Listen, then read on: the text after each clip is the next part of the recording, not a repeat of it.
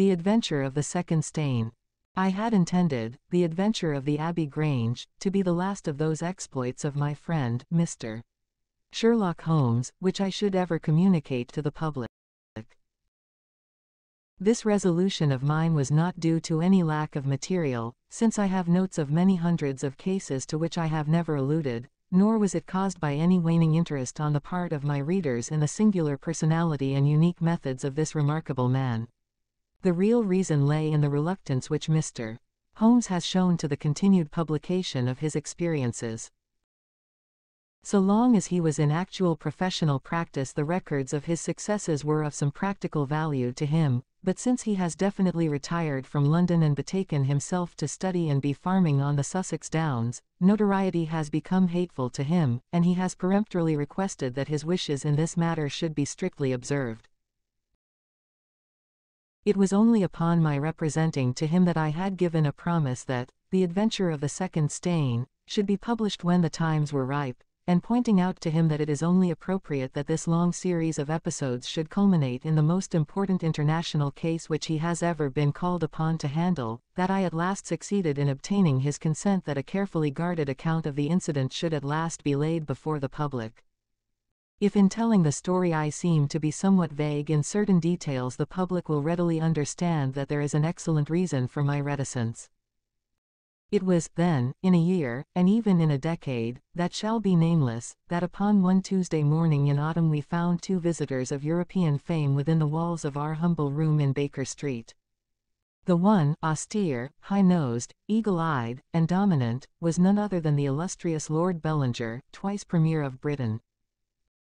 The other, dark, clear-cut, and elegant, hardly yet of middle age, and endowed with every beauty of body and of mind, was the Right Honourable Trelawney Hope, Secretary for European Affairs, and the most rising statesman in the country. They sat side by side upon our paper-littered settee, and it was easy to see from their worn and anxious faces that it was business of the most pressing importance which had brought them. The Premier's thin, blue-veined hands were clasped tightly over the ivory head of his umbrella, and his gaunt, ascetic face looked gloomily from Holmes to me. The European Secretary pulled nervously at his mustache and fidgeted with the seals of his watch chain. When I discovered my loss, Mr. Holmes, which was at 8 o'clock this morning, I at once informed the Prime Minister. It was at his suggestion that we have both come to you. Have you informed the police? No, sir, said the Prime Minister, with the quick, decisive manner for which he was famous. We have not done so, nor is it possible that we should do so. To inform the police must, in the long run, mean to inform the public. This is what we particularly desire to avoid. And why, sir? Because the document in question is of such immense importance that its publication might very easily, I might almost say probably, lead to European complications of the utmost moment. It is not too much to say that peace or war may hang upon the issue. Unless its recovery can be attended with the utmost secrecy, then it may as well not be recovered at all, for all that is aimed at by those who have taken it is that its contents should be generally known. I understand. Now, Mr. Trelawney Hope, I should be much obliged if you would tell me exactly the circumstances under which this document disappeared. That can be done in a very few words, Mr. Holmes. The letter, for it was a letter from a foreign potentate, was received 6 days ago. It was of such importance that I have never left it in my safe, but I have taken it across each evening to my house in Whitehall Terrace, and kept it in my bedroom in a locked dispatch box. It was there last night. Of that I am certain. I actually opened the box while I was dressing for dinner, and saw the document inside. This morning it was gone. The dispatch box had stood beside the glass upon my dressing table all night. I am a light sleeper, and so is my wife. We are both prepared to swear that no one could have entered the room during the night. And yet I repeat that the paper is gone. What time did you dine? 7:30. How long was it before you went to bed? My wife had gone to the theatre. I waited up for her. It was 11:30 before we went to our room. Then for 4 hours the dispatch box had lain unguarded. No one is ever permitted to enter that room save the housemaid in the morning, and my valet, or my wife's maid, during the rest of the day. They are both trusty servants who have been with us for some time. Besides, neither of them could possibly have known that there was anything more valuable than the ordinary departmental papers in my dispatch box. Who did know of the existence of that letter? No one in the house. Surely your wife knew. No, sir, I had said nothing to my wife until I missed the paper this morning. The Premier nodded approvingly. I have long known, sir, how high is your sense of public duty, said he. I am convinced that in the case of a secret of this importance it would rise superior to the most intimate domestic ties. The European secretary bowed. You do me no more than justice, sir. Until this morning I have never breathed one word to my wife upon this matter. Could she have guessed? No, Mr. Holmes, she could not have guessed, nor could anyone have guessed. Have you lost any documents before? No, sir. Who is there in England who did know of the existence of this letter? Each member of the cabinet was informed of it yesterday, but the pledge of secrecy which attends every cabinet meeting was increased by the solemn warning which was given by the Prime Minister. Good heavens, to think that within a few hours I should myself have lost it. His handsome face was distorted with a spasm of despair, and his hands tore at his hair. For a moment we caught a glimpse of the natural man, impulsive, ardent, keenly sensitive. The next the aristocratic mask was replaced, and the gentle voice had returned. Besides the members of the cabinet there are 2, or possibly 3, departmental officials who know of the letter. No one else in England, Mr. Holmes, I assure you. But abroad. I believe that no one abroad has seen it save the man who wrote it. I am well convinced that his ministers, that the usual official channels have not been employed. Holmes considered for some little time. Now, sir, I must ask you more particularly what this document is, and why its disappearance should have such momentous consequences. The 2 statesmen exchanged a quick glance and the Premier's shaggy eyebrows gathered in a frown. Mr. Holmes, the envelope is a long, thin one of pale blue color. There is a seal of red wax stamped with a crouching lion. It is addressed in large, bold handwriting to. I fear, sir, said Holmes, that, interesting and indeed essential as these details are, my inquiries must go more to the root of things. What was the letter? That is a state secret of the utmost importance, and I fear that I cannot tell you, nor do I see that it is necessary. If by the aid of the powers which you are said to possess you can find such an envelope as I describe with its enclosure, you will have deserved well of your country, and earned any reward which it lies in our power to bestow. Sherlock Holmes rose with a smile. You are 2 of the most busy men in the country, said he, and in my own small way I have also a good many calls upon me. I regret exceedingly that I cannot help you in this matter, and any continuation of this interview would be a waste of time. The Premier sprang to his feet with that quick, fierce gleam of his deep-set eyes before which a cabinet has cowered. I am not accustomed, sir, he began, but mastered his anger and resumed his seat. For a minute or more we all sat in silence. Then the old statesman shrugged his shoulders. We must accept your terms, Mr. Holmes. No doubt you are right, and it is unreasonable for us to expect you to act unless we give you our entire confidence. I agree with you, sir, said the younger statesman. Then I will tell you, relying entirely upon your honor and that of your colleague, Drive. Watson. I may appeal to your patriotism also, for I could not imagine a greater misfortune for the country than that this affair should come out. You may safely trust us. The letter, then, is from a certain foreign potentate who has been ruffled by some recent colonial developments of this country. It has been written hurriedly and upon his own responsibility entirely. Inquiries have shown that his ministers know nothing of the matter. At the same time it is couched in so unfortunate a manner, and certain phrases in it are of so provocative a character, that its publication would undoubtedly lead to a most dangerous state of feeling in this country. There would be such a ferment, sir, that I do not hesitate to say that within a week of the publication of that letter this country would be involved in a great war. Holmes wrote a name upon a slip of paper and handed it to the Premier. Exactly. It was he. And it is this letter which may well mean the expenditure of 1,000 millions and the lives of 100,000 men, which has become lost in this unaccountable fashion. Have you informed the sender? Yes, sir, a cipher telegram has been dispatched. Perhaps he desires the publication of the letter. No, sir, we have strong reason to believe that he already understands that he has acted in an indiscreet and hot-headed manner. It would be a greater blow to him and to his country than to us if this letter were to come out. If this is so, whose interest is it that the letter should come out? Why should anyone desire to steal it or to publish it? There, Mr. Holmes, you take me into regions of high international politics. But if you consider the European situation, you will have no difficulty in perceiving the motive. The whole of Europe is an armed camp. There is a double league which makes a fair balance of military power. Great Britain holds the scales. If Britain were driven into war with one confederacy, it would assure the supremacy of the other confederacy, whether they joined in the war or not. Do you follow? Very clearly. It is then the interest of the enemies of this potentate to secure and publish this letter, so as to make a breach between his country and ours. Yes, sir. And to whom would this document be sent if it fell into the hands of an enemy? To any of the great chancelleries of Europe. It is probably speeding on its way thither at the present instant as fast as steam can take it. Mr. Trelawney Hope dropped his head on his chest and groaned aloud. The Premier placed his hand kindly upon his shoulder. It is your misfortune, my dear fellow. No one can blame you. There is no precaution which you have neglected. Now, Mr. Holmes, you are in full possession of the facts. What course do you recommend? Holmes shook his head mournfully. You think, sir, that unless this document is recovered there will be war.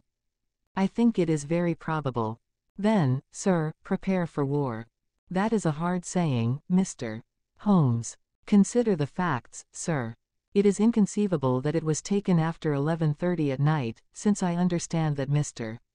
Hope and his wife were both in the room from that hour until the loss was found out. It was taken, then, yesterday evening between 7:30 and 11:30, probably near the earlier hour, since whoever took it evidently knew that it was there and would naturally secure it as early as possible. Now, sir, if a document of this importance were taken at that hour, where can it be now? No one has any reason to retain it. It has been passed rapidly on to those who need it. What chance have we now to overtake or even to trace it? It is beyond our reach. The Prime Minister rose from the settee. What you say is perfectly logical, Mr. Holmes. I feel that the matter is indeed out of our hands. Let us presume, for argument's sake, that the document was taken by the maid or by the valet. They are both old and tried servants. I understand you to say that your room is on the second floor, that there is no entrance from without, and that from within no one could go up unobserved.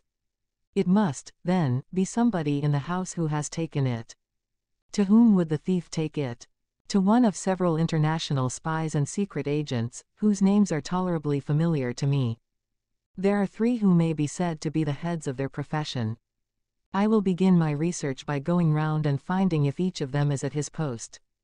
If one is missing, especially if he has disappeared since last night, we will have some indication as to where the document has gone.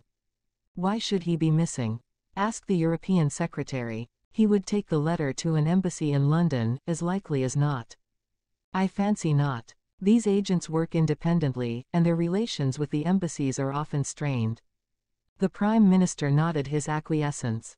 I believe you are right, Mr. Holmes. He would take so valuable a prize to headquarters with his own hands. I think that your course of action is an excellent one. Meanwhile, Hope, we cannot neglect all our other duties on account of this one misfortune.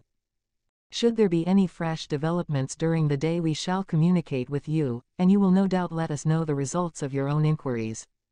The 2 statesmen bowed and walked gravely from the room. When our illustrious visitors had departed, Holmes lit his pipe in silence, and sat for some time lost in the deepest thought.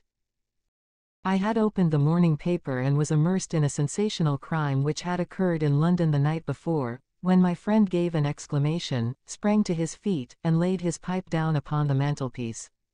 Yes, said he, there is no better way of approaching it. The situation is desperate, but not hopeless. Even now, if we could be sure which of them has taken it, it is just possible that it has not yet passed out of his hands.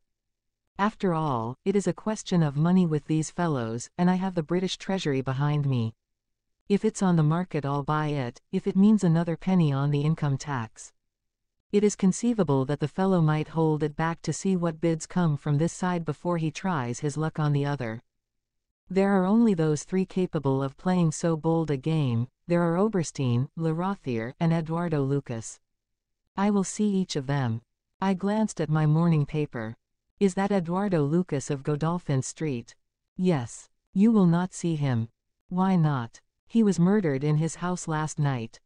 My friend has so often astonished me in the course of our adventures that it was with a sense of exultation that I realized how completely I had astonished him. He stared in amazement, and then snatched the paper from my hands. This was the paragraph which I had been engaged in reading when he rose from his chair. Murder in Westminster. A crime of mysterious character was committed last night at 16, Godolphin Street, one of the old-fashioned and secluded rows of 18th-century houses which lie between the river and the Abbey, almost in the shadow of the great tower of the Houses of Parliament. This small but select mansion has been inhabited for some years by Mr. Eduardo Lucas, well known in society circles both on account of his charming personality and because he has the well-deserved reputation of being one of the best amateur tenors in the country. Mr. Lucas is an unmarried man, 34 years of age, and his establishment consists of Mrs. Pringle, an elderly housekeeper, and of Midden, his valet. The former retires early and sleeps at the top of the house. The valet was out for the evening, visiting a friend at Hammersmith. From 10 o'clock onwards Mr. Lucas had the house to himself. What occurred during that time has not yet transpired, but at 11:45 Police Constable Barrett, passing along Godolphin Street, observed that the door of number 16 was ajar. He knocked, but received no answer. Perceiving a light in the front room he advanced into the passage and again knocked, but without reply. He then pushed open the door and entered. The room was in a state of wild disorder, the furniture being all swept to one side, and one chair lying on its back in the center. Beside this chair, and still grasping one of its legs, lay the unfortunate tenant of the house. He had been stabbed to the heart and must have died instantly. The knife with which the crime had been committed was a curved Indian dagger, plucked down from a trophy of Oriental arms which adorned one of the walls. Robbery does not appear to have been the motive of the crime, for there had been no attempt to remove the valuable contents of the room. Mr. Eduardo Lucas was so well known and popular that his violent and mysterious fate will arouse painful interest and intense sympathy in a widespread circle of friends. "Well, Watson, what do you make of this?" asked Holmes, after a long pause. "It is an amazing coincidence." "A coincidence. Here is one of the three men whom we had named as possible actors in this drama, and he meets a violent death during the very hours when we know that that drama was being enacted. The odds are enormous against its being coincidence. No figures could express them. No, my dear Watson, the two events are connected, must be connected. It is for us to find the connection. But now the official police must know all. Not at all. They know all they see at Godolphin Street. They know, and shall know, nothing of Whitehall Terrace. Only we know of both events, and can trace the relation between them. There is one obvious point which would, in any case, have turned my suspicions against Lucas. Godolphin Street, Westminster, is only a few minutes' walk from Whitehall Terrace. The other secret agents whom I have named live in the extreme West End. It was easier, therefore, for Lucas than for the others to establish a connection or receive a message from the European Secretary's household, a small thing, and yet where events are compressed into a few hours it may prove essential. Halloa, what have we here? Mrs. Hudson had appeared with a lady's card upon her salver. Holmes glanced at it, raised his eyebrows, and handed it over to me. "Ask Lady Hilda Trelawney Hope if she will be kind enough to step up," said he. A moment later our modest apartment, already so distinguished that morning, was further honored by the entrance of the most lovely woman in London. I had often heard of the beauty of the youngest daughter of the Duke of Belminster, but no description of it, and no contemplation of colorless photographs, had prepared me for the subtle, delicate charm and the beautiful coloring of that exquisite head. And yet as we saw at that autumn morning, it was not its beauty which would be the first thing to impress the observer. The cheek was lovely, but it was paled with emotion, the eyes were bright, but it was the brightness of fever, the sensitive mouth was tight and drawn in an effort after self-command. Terror, not beauty, was what sprang first to the eye as our fair visitor stood framed for an instant in the open door. "Has my husband been here, Mr. Holmes?" "Yes, madam, he has been here." "Mr. Holmes, I implore you not to tell him that I came here." Holmes bowed coldly, and motioned the lady to a chair. "Your ladyship places me in a very delicate position.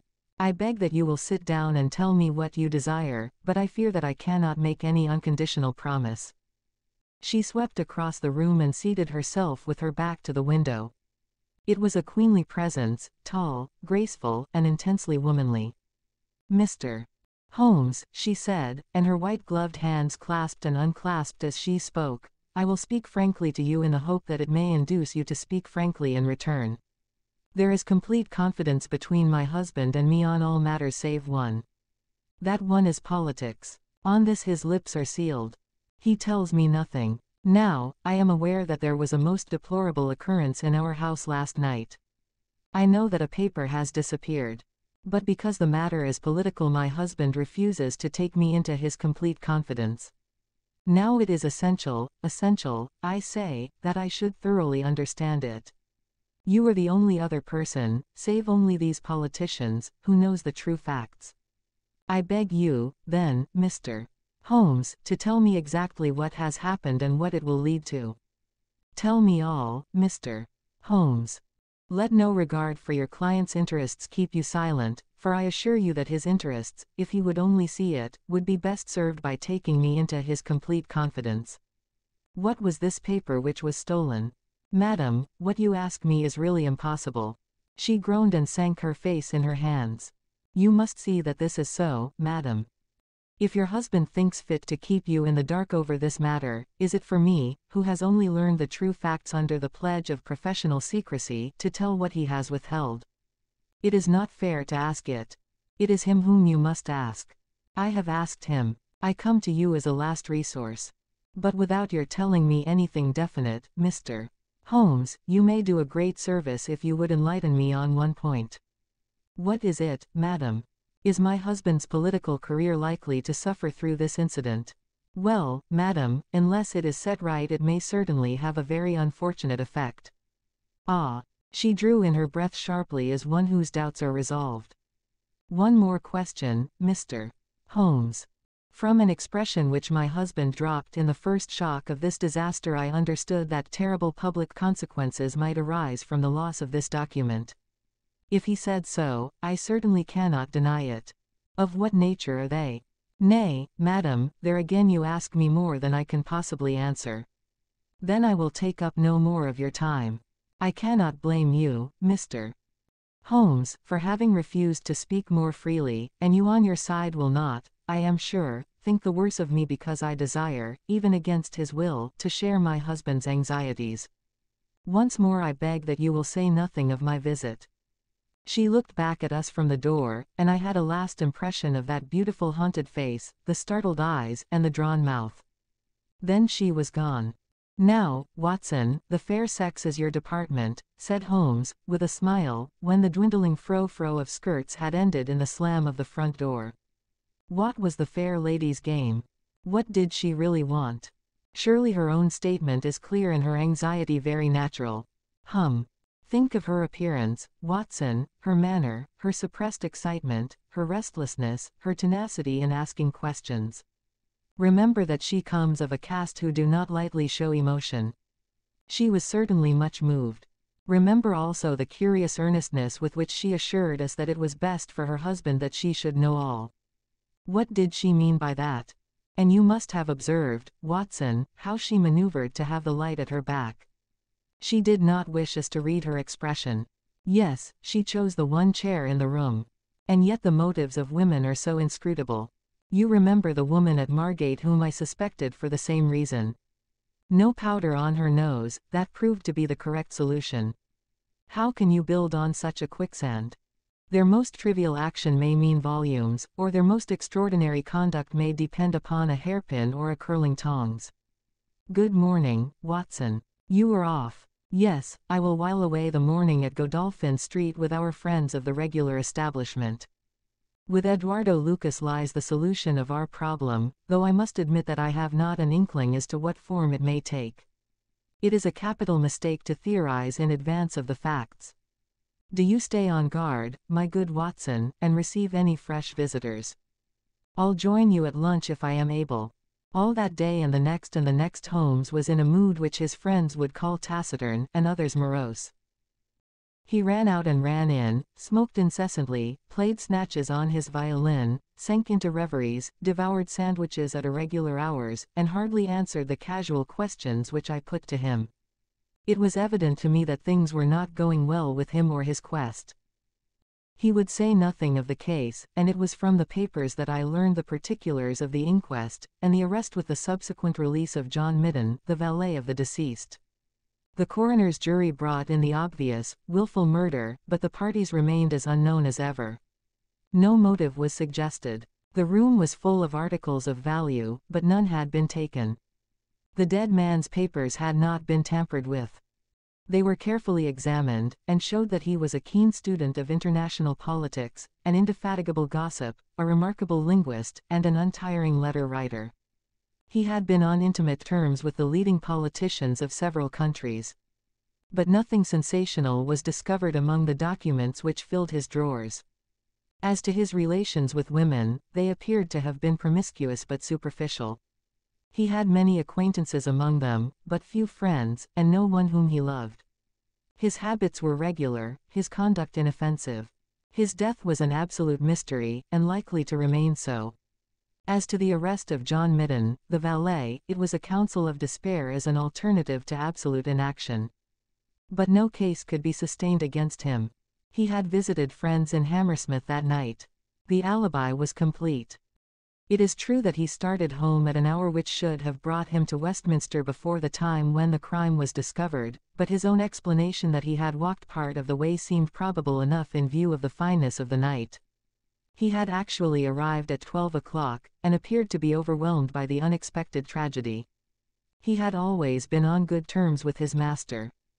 Several of the dead man's possessions, notably a small case of razors, had been found in the valet's boxes, but he explained that they had been presents from the deceased, and the housekeeper was able to corroborate the story.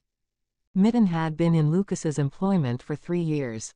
It was noticeable that Lucas did not take Midden on the continent with him.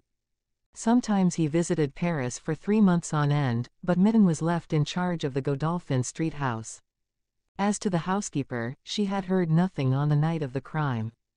If her master had a visitor, he had himself admitted him. So for 3 mornings the mystery remained, so far as I could follow it in the papers. If Holmes knew more, he kept his own counsel, but, as he told me that Inspector Lestrade had taken him into his confidence in the case, I knew that he was in close touch with every development. Upon the 4th day there appeared a long telegram from Paris which seemed to solve the whole question. "A discovery has just been made by the Parisian police," said the Daily Telegraph, "which raises the veil which hung round the tragic fate of Mr. Eduardo Lucas, who met his death by violence last Monday night at Godolphin Street, Westminster. Our readers will remember that the deceased gentleman was found stabbed in his room, and that some suspicion attached to his valet, but that the case broke down on an alibi. Yesterday a lady, who has been known as me. Henri Fournay, occupying a small villa in the Rue Austerlitz, was reported to the authorities by her servants as being insane. An examination showed that she had indeed developed mania of a dangerous and permanent form. On inquiry the police have discovered that Henri Fournay only returned from a journey to London on Tuesday last, and there is evidence to connect her with the crime at Westminster. A comparison of photographs has proved conclusively that Henri Fournay and Eduardo Lucas were really one and the same person, and that the deceased had for some reason lived a double life in London and Paris. Fournay, who is of Creole origin, is of an extremely excitable nature, and has suffered in the past from attacks of jealousy which have amounted to frenzy. It is conjectured that it was in one of these that she committed the terrible crime which has caused such a sensation in London. Her movements upon the Monday night have not yet been traced, but it is undoubted that a woman answering to her description attracted much attention at Charing Cross Station on Tuesday morning by the wildness of her appearance and the violence of her gestures. It is probable, therefore, that the crime was either committed when insane, or that its immediate effect was to drive the unhappy woman out of her mind. At present she is unable to give any coherent account of the past, and the doctors hold out no hopes of the re-establishment of her reason. There is evidence that a woman, who might have been me, Fournay, was seen for some hours on Monday night watching the house in Godolphin Street. What do you think of that, Holmes? I had read the account aloud to him, while he finished his breakfast. My dear Watson, said he, as he rose from the table and paced up and down the room, you are most long-suffering, but if I have told you nothing in the last 3 days it is because there is nothing to tell. Even now this report from Paris does not help us much. Surely it is final as regards the man's death. The man's death is a mere incident, a trivial episode, in comparison with our real task, which is to trace this document and save a European catastrophe. Only one important thing has happened in the last 3 days, and that is that nothing has happened. I get reports almost hourly from the government, and it is certain that nowhere in Europe is there any sign of trouble. Now, if this letter were loose, no, it can't be loose, but if it isn't loose, where can it be? Who has it? Why is it held back? That's the question that beats in my brain like a hammer. Was it, indeed, a coincidence that Lucas should meet his death on the night when the letter disappeared? Did the letter ever reach him? If so, why is it not among his papers? Did this mad wife of his carry it off with her? If so, is it in her house in Paris? How could I search for it without the French police having their suspicions aroused? It is a case, my dear Watson, where the law is as dangerous to us as the criminals are. Every man's hand is against us, and yet the interests at stake are colossal. Should I bring it to a successful conclusion it will certainly represent the crowning glory of my career. Ah, here is my latest from the front. He glanced hurriedly at the note which had been handed in. Halloa! Lestrade seems to have observed something of interest. Put on your hat, Watson, and we will stroll down together to Westminster. It was my first visit to the scene of the crime, a high, dingy, narrow-chested house, prim, formal, and solid, like the century which gave it birth. Lestrade's bulldog features gazed out at us from the front window, and he greeted us warmly when a big constable had opened the door and let us in. The room into which we were shown was that in which the crime had been committed, but no trace of it now remained, save an ugly, irregular stain upon the carpet. This carpet was a small square drugget in the center of the room, surrounded by a broad expanse of beautiful, old-fashioned wood flooring in square blocks highly polished. Over the fireplace was a magnificent trophy of weapons, one of which had been used on that tragic night. In the window was a sumptuous writing desk, and every detail of the apartment, the pictures, the rugs, and the hangings, all pointed to a taste which was luxurious to the verge of effeminacy. "Seen the Paris news?" asked Lestrade. Holmes nodded. Our French friend seemed to have touched the spot this time. "No doubt it's just as they say. She knocked at the door, surprise visit, I guess, for he kept his life in watertight compartments. He let her in, couldn't keep her in the street. She told him how she had traced him, reproached him, one thing led to another, and then with that dagger so handy the end soon came. It wasn't all done in an instant, though, for these chairs were all swept over yonder, and he had one in his hand as if he had tried to hold her off with it. We've got it all clear as if we had seen it." Holmes raised his eyebrows. "And yet you have sent for me." "Ah, yes, that's another matter, a mere trifle, but the sort of thing you take an interest in, queer, you know, and what you might call freakish. It has nothing to do with the main fact, can't have, on the face of it." "What is it, then?" "Well, you know, after a crime of this sort we are very careful to keep things in their position. Nothing has been moved. Officer in charge here day and night. This morning, as the man was buried and the investigation over, so far as this room is concerned, we thought we could tidy up a bit. This carpet. You see, it is not fastened down, only just laid there. We had occasion to raise it. We found." "Yes. You found." Holmes's face grew tense with anxiety. "Well, I'm sure you would never guess in 100 years what we did find. You see that stain on the carpet. Well, a great deal must have soaked through, must it not? Undoubtedly it must. Well, you will be surprised to hear that there is no stain on the white woodwork to correspond. No stain. But there must. Yes, so you would say. But the fact remains that there isn't. He took the corner of the carpet in his hand and, turning it over, he showed that it was indeed as he said. But the underside is as stained as the upper. It must have left a mark. Lestrade chuckled with delight at having puzzled the famous expert. Now I'll show you the explanation. There is a second stain, but it does not correspond with the other. See for yourself. As he spoke he turned over another portion of the carpet, and there, sure enough, was a great crimson spill upon the square white facing of the old-fashioned floor. What do you make of that, Mr. Holmes? Why, it is simple enough. The two stains did correspond, but the carpet has been turned round. As it was square and unfastened it was easily done. The official police don't need you, Mr. Holmes, to tell them that the carpet must have been turned round.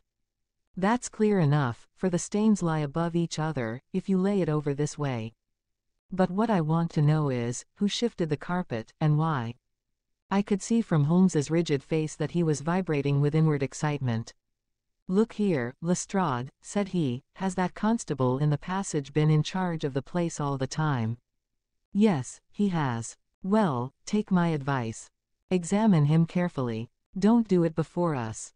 We'll wait here. You take him into the back room. You'll be more likely to get a confession out of him alone. Ask him how he dared to admit people and leave them alone in this room.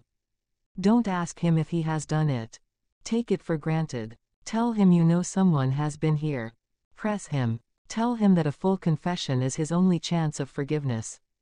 Do exactly what I tell you. By George, if he knows I'll have it out of him," cried Lestrade. He darted into the hall, and a few moments later his bullying voice sounded from the back room. "Now, Watson, now," cried Holmes, with frenzied eagerness. All the demoniacal force of the man masked behind that listless manner burst out in a paroxysm of energy. He tore the drugget from the floor, and in an instant was down on his hands and knees clawing at each of the squares of wood beneath it. One turned sideways as he dug his nails into the edge of it. It hinged back like the lid of a box. A small black cavity opened beneath it. Holmes plunged his eager hand into it, and drew it out with a bitter snarl of anger and disappointment. It was empty. "Quick, Watson, quick. Get it back again." The wooden lid was replaced, and the drugget had only just been drawn straight when Lestrade's voice was heard in the passage. He found Holmes leaning languidly against the mantelpiece, resigned and patient, endeavoring to conceal his irrepressible yawns. "Sorry to keep you waiting, Mr. Holmes. I can see that you are bored to death with the whole affair. Well, he has confessed, all right. Come in here, Macpherson. Let these gentlemen hear of your most inexcusable conduct." The big constable, very hot and penitent, sidled into the room. "I meant no harm, sir, I'm sure. The young woman came to the door last evening, mistook the house, she did. And then we got talking. It's lonesome, when you're on duty here all day. Well, what happened then? She wanted to see where the crime was done, had read about it in the papers, she said. She was a very respectable, well-spoken young woman, sir, and I saw no harm in letting her have a peep. When she saw that mark on the carpet, down she dropped on the floor, and lay as if she were dead. I ran to the back and got some water, but I could not bring her to. Then I went round the corner to the ivy plant for some brandy, and by the time I had brought it back the young woman had recovered and was off, ashamed of herself, I dare say, and dared not face me. How about moving that drugget? Well, sir, it was a bit rumpled, certainly, when I came back. You see, she fell on it, and it lies on a polished floor with nothing to keep it in place. I straightened it out afterwards. It's a lesson to you that you can't deceive me, Constable Macpherson, said Lestrade, with dignity. No doubt you thought that your breach of duty could never be discovered, and yet a mere glance at that drugget was enough to convince me that someone had been admitted to the room. It's lucky for you, my man, that nothing is missing, or you would find yourself in Queer Street. I'm sorry to have called you down over such a petty business, Mr. Holmes, but I thought the point of the second stain not corresponding with the first would interest you. Certainly, it was most interesting. Has this woman only been here once, Constable? Yes, sir, only once. Who was she? Don't know the name, sir. Was answering an advertisement about typewriting, and came to the wrong number. Very pleasant, genteel young woman, sir. Tall. Handsome. Yes, sir, she was a well-grown young woman. I suppose you might say she was handsome. Perhaps some would say she was very handsome. Oh, officer, do let me have a peep, says she. She had pretty, coaxing ways, as you might say, and I thought there was no harm in letting her just put her head through the door. How was she dressed? Quiet, sir, a long mantle down to her feet. What time was it? It was just growing dusk at the time. They were lighting the lamps as I came back with the brandy. Very good, said Holmes. Come, Watson, I think that we have more important work elsewhere. As we left the house, Lestrade remained in the front room, while the repentant constable opened the door to let us out. Holmes turned on the step and held up something in his hand. The constable stared intently.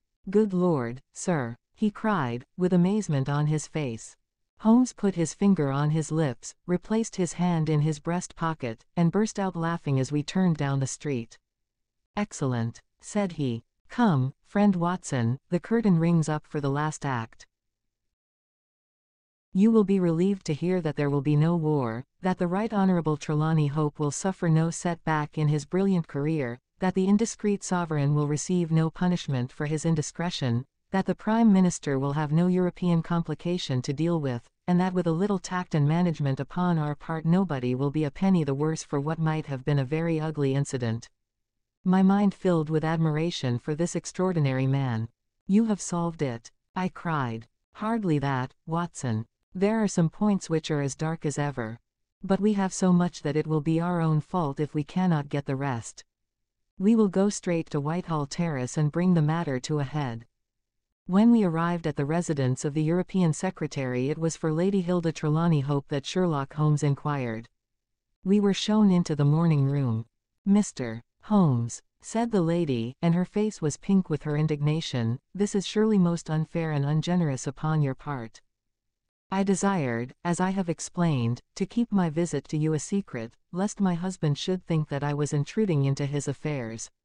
And yet you compromise me by coming here and so showing that there are business relations between us. Unfortunately, madam, I had no possible alternative. I have been commissioned to recover this immensely important paper. I must therefore ask you, madam, to be kind enough to place it in my hands. The lady sprang to her feet, with the color all dashed in an instant from her beautiful face. Her eyes glazed, she tottered, I thought that she would faint. Then with a grand effort she rallied from the shock, and a supreme astonishment and indignation chased every other expression from her features. You insult me, Mr. Holmes. Come, madam, it is useless. Give up the letter. She darted to the bell. The butler shall show you out. Do not ring, Lady Hilda. If you do, then all my earnest efforts to avoid a scandal will be frustrated. Give up the letter and all will be set right. If you will work with me I can arrange everything. If you work against me I must expose you. She stood grandly defiant, a queenly figure, her eyes fixed upon his as if she would read his very soul. Her hand was on the bell, but she had forborne to ring it. You are trying to frighten me. It is not a very manly thing, Mr. Holmes, to come here and browbeat a woman. You say that you know something. What is it that you know? Pray sit down, madam. You will hurt yourself there if you fall. I will not speak until you sit down. Thank you. I give you 5 minutes, Mr. Holmes. 1 is enough, Lady Hilda. I know of your visit to Eduardo Lucas, of your giving him this document, of your ingenious return to the room last night, and of the manner in which you took the letter from the hiding place under the carpet. She stared at him with an ashen face and gulped twice before she could speak. You were mad, Mr. Holmes, you were mad, she cried, at last. He drew a small piece of cardboard from his pocket. It was the face of a woman cut out of a portrait. I have carried this because I thought it might be useful, said he. The policeman has recognized it. She gave a gasp and her head dropped back in the chair. Come, Lady Hilda. You have the letter. The matter may still be adjusted. I have no desire to bring trouble to you. My duty ends when I have returned the lost letter to your husband. Take my advice and be frank with me, it is your only chance. Her courage was admirable. Even now she would not own defeat. I tell you again, Mr. Holmes, that you are under some absurd illusion. Holmes rose from his chair. I am sorry for you, Lady Hilda. I have done my best for you, I can see that it is all in vain. He rang the bell. The butler entered. Is Mr. Trelawney Hope at home? He will be home, sir, at 1:45. Holmes glanced at his watch. Still 1/4 hour, said he. Very good, I shall wait. The butler had hardly closed the door behind him when Lady Hilda was down on her knees at Holmes's feet, her hands outstretched, her beautiful face upturned and wet with her tears. Oh, spare me, Mr. Holmes. Spare me, she pleaded, in a frenzy of supplication. For heaven's sake, don't tell him. I love him so. I would not bring one shadow on his life, and this I know would break his noble heart. Holmes raised the lady. I am thankful, madam, that you have come to your senses even at this last moment. There is not an instant to lose.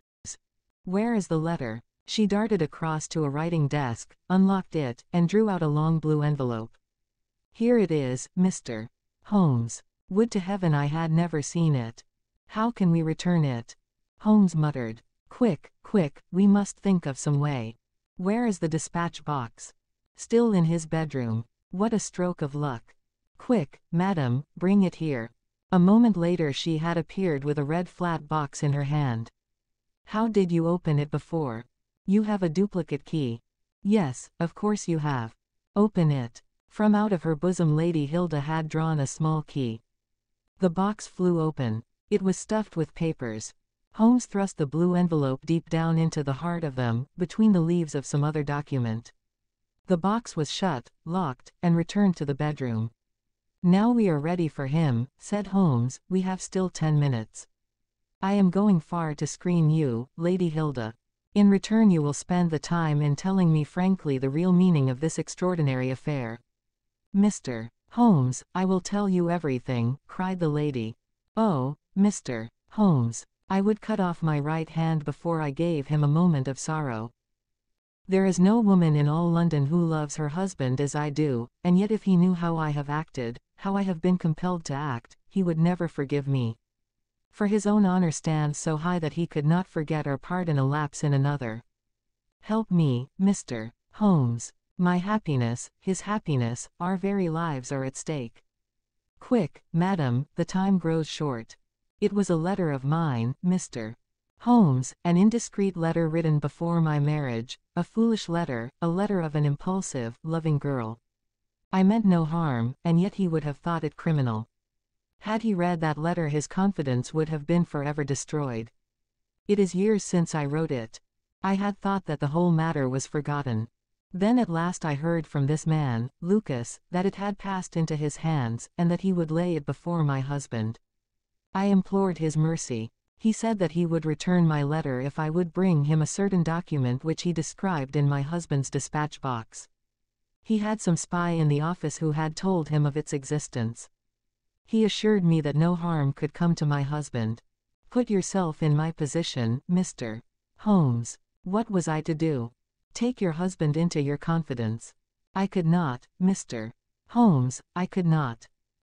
On the one side seemed certain ruin, on the other, terrible as it seemed to take my husband's paper, still in a matter of politics I could not understand the consequences, while in a matter of love and trust they were only too clear to me. I did it, Mr. Holmes. I took an impression of his key, this man Lucas furnished a duplicate. I opened his dispatch box, took the paper, and conveyed it to Godolphin Street. What happened there, madam? I tapped at the door as agreed. Lucas opened it. I followed him into his room, leaving the hall door ajar behind me, for I feared to be alone with the man. I remember that there was a woman outside as I entered. Our business was soon done. He had my letter on his desk. I handed him the document. He gave me the letter. At this instant there was a sound at the door. There were steps in the passage. Lucas quickly turned back the drugget, thrust the document into some hiding place there, and covered it over. What happened after that is like some fearful dream. I have a vision of a dark, frantic face, of a woman's voice, which screamed in French, "My waiting is not in vain. At last I have found you with her." There was a savage struggle. I saw him with a chair in his hand, a knife gleamed in hers. I rushed from the horrible scene, ran from the house, and only next morning in the paper did I learn the dreadful result. That night I was happy, for I had my letter, and I had not seen yet what the future would bring. It was the next morning that I realized that I had only exchanged one trouble for another. My husband's anguish at the loss of his paper went to my heart. I could hardly prevent myself from there and then kneeling down at his feet and telling him what I had done. But that again would mean a confession of the past. I came to you that morning in order to understand the full enormity of my offense. From the instant that I grasped it, my whole mind was turned to the one thought of getting back my husband's paper. It must still be where Lucas had placed it, for it was concealed before this dreadful woman entered the room. If it had not been for her coming, I should not have known where his hiding place was. How was I to get into the room? For 2 days I watched the place, but the door was never left open. Last night I made a last attempt. What I did and how I succeeded, you have already learned. I brought the paper back with me, and thought of destroying it since I could see no way of returning it, without confessing my guilt to my husband. Heavens, I hear his step upon the stair. The European secretary burst excitedly into the room. "Any news, Mr. Holmes, any news?" he cried. "I have some hopes." "Ah, thank heaven." His face became radiant. "The Prime Minister is lunching with me. May he share your hopes. He has nerves of steel, and yet I know that he has hardly slept since this terrible event. Jacobs, will you ask the Prime Minister to come up? As to you, dear, I fear that this is a matter of politics. We will join you in a few minutes in the dining room." The Prime Minister's manner was subdued, but I could see by the gleam of his eyes and the twitchings of his bony hands that he shared the excitement of his young colleague. "I understand that you have something to report, Mr. Holmes." "Purely negative as yet," my friend answered. "I have inquired at every point where it might be, and I am sure that there is no danger to be apprehended. But that is not enough, Mr. Holmes. We cannot live forever on such a volcano. We must have something definite. I am in hopes of getting it. That is why I am here. The more I think of the matter, the more convinced I am that the letter has never left this house. Mr. Holmes, if it had, it would certainly have been public by now. But why should anyone take it in order to keep it in his house? I am not convinced that anyone did take it. Then how could it leave the dispatch box? I am not convinced that it ever did leave the dispatch box. Mr. Holmes, this joking is very ill-timed. You have my assurance that it left the box. Have you examined the box since Tuesday morning? No, it was not necessary. You may conceivably have overlooked it. Impossible, I say. But I am not convinced of it. I have known such things to happen. I presume there are other papers there. Well, it may have got mixed with them. It was on the top. Someone may have shaken the box and displaced it. No, I had everything out. Surely it is easily decided, Hope, said the Premier. Let us have the dispatch box brought in. The secretary rang the bell. Jacobs, bring down my dispatch box. This is a farcical waste of time, but still, if nothing else will satisfy you, it shall be done. Thank you, Jacobs, put it here. I have always had the key on my watch chain. Here are the papers, you see. Letter from Lord Marrow, report from Sir Charles Hardy, memorandum from Belgrade, note on the Russo-German grain taxes, letter from Madrid, note from Lord Flowers, good heavens. What is this? Lord Bellinger. Lord Bellinger. The Premier snatched the blue envelope from his hand. Yes, it is it, and the letter is intact. Hope, I congratulate you. Thank you. Thank you. What a weight from my heart. But this is inconceivable, impossible. Mr. Holmes, you are a wizard, a sorcerer. How did you know it was there? Because I knew it was nowhere else. I cannot believe my eyes. He ran wildly to the door. Where is my wife? I must tell her that all is well. Hilda, Hilda, we heard his voice on the stairs. The Premier looked at Holmes with twinkling eyes. Come, sir, said he. There is more in this than meets the eye. How came the letter back in the box? Holmes turned away smiling from the keen scrutiny of those wonderful eyes. We also have our diplomatic secrets, said he, and picking up his hat he turned to the door.